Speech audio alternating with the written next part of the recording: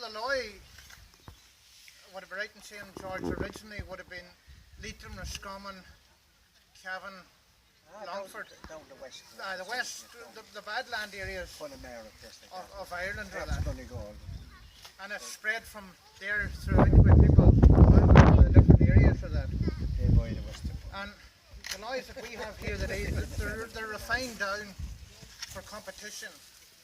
And I've engineered the shape through the help of the hunters and the slagmen, the carters and that. But Loys years ago were bigger, heavier, stronger made things because they were digging where the land wasn't developed. This is like digging in your front lawn here today. This is beautiful for digging. But the digging years ago was where there was rushes. And if you turned out the sod where there was rushes, the sod would have been trying to spring back in again. So they had young fellas or young girls running up and down the sods trying to keep them out. Also, some of the old men, as a spare time hobby, they would cut sally sticks and pointed the ends on beside the fireside. They would have had them in their big pocket, and as it turned out the sod, they would have pierced it through a wee sally stick of that there to held it out till it would have stayed in its own ground. These ridges would have been dug in sort of February, March, when it was still wet enough that this grass here underneath the sod, lying against this grass, when that there would have lay out for a couple of months while it was still wet enough and rotted. That was the early fertilizer. There was nitrogen in the grass, and when that grass rotted, it was like silage, for want of a better word these days, and the effluent had drained down into the ground. So that meant then, when it comes to the planting of spuds, and one of the early methods of planting of spuds was like so. I'll just show you. Lifted this sod, put a spud there, lifted this sod, put a spud there, and lifted this sod and put a spud there. I progressed to that, to the farmyard manure. Now, these days on farms, you might have anything from 60 to 160 cows in some farms. Way back when the cow dung was being used, you had 3 or 4 cows and your cow dung was a valuable commodity about the house.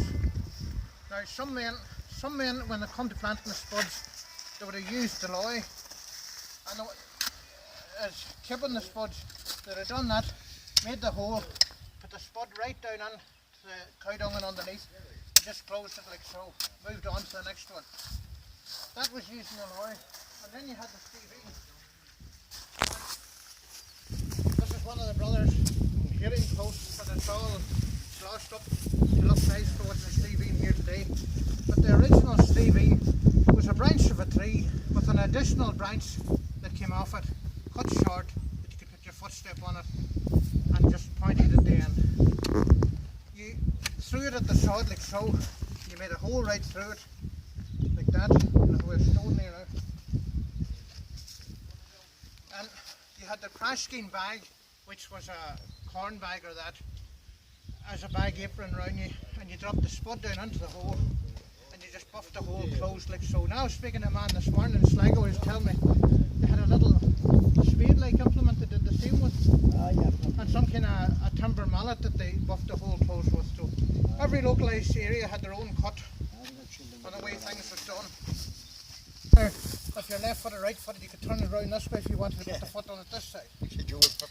So you made the hole, you planted the spud, and you just got the holes closed again. But it's a repetitive movement, the Loy digging, and once you got used to doing it, it was just something you could go out and do it, and it didn't seem like hard work like the chat about hard work these days.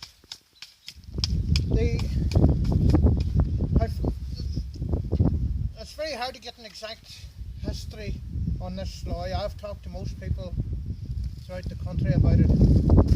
People say it's here for thousands of years.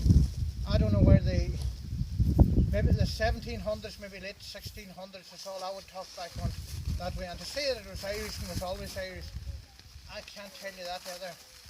But it had a big part to play here in Ireland. From recent research, it's still being used in Peru and South America, but that may have been missionaries that went out there and took the Loy with them to those parts. I don't know where the history in that is. They have an implement very similar to the Loy. Now, there's different. This one's slightly more modern in shape to what was used in Leitrim, Longford to that, but it's the same principle. They have a similar tool in Scotland, North Scotland. They call it the cush crumb. And cush crumb is the Scotch Gaelic for crooked foot, so I take it that's a localised term for the name of the lawyer that. Now, if we can dig, do you want to come down and we'll just dig a few shots here again? Ah, here we are.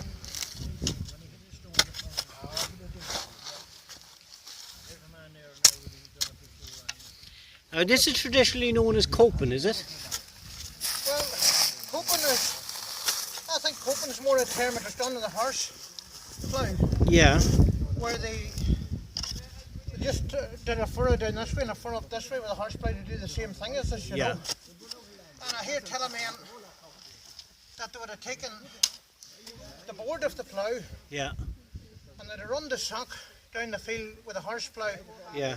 to do the cutting, and underneath what was the sod. Oh, And yes. they came along then with the lorry here just, Yeah. they came along then with the lorry and they did this cut across the front. Yeah. And it was nice and easy to turn up the sods in and that, you know. What would one man be expected to do in a day with Well, lye? I hear tell in the later years from men that 8 men is for to dig an acre in a week.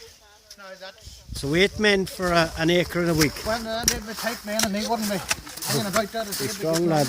Yeah.